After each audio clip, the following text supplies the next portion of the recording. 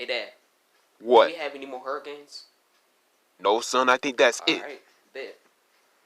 It was the month, September 22nd, 1998. Hurricane Hugo. Wow. I went up to my dad and asked him, is it over yet? Dang.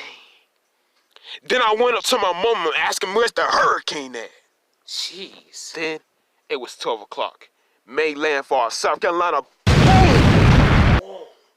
There goes my neighbor's house. Millions were I'm terrified. very sorry. My dad woke me up. Tell him to get upstairs. Oh, my God. It was flood all over downstairs. Squash beam, bop, bop, bop, boom! Dang.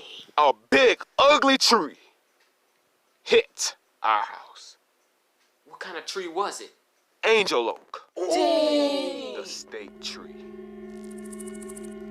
I was looking up at the window and wondering what was it. My mama told me to get down and then boom! Our house collided at a Category 4 strong wind. We was homeless for 3 months.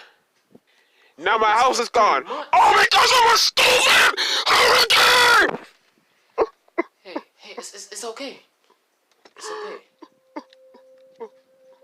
It's okay. I'm here. My parents are dead. I'm your son.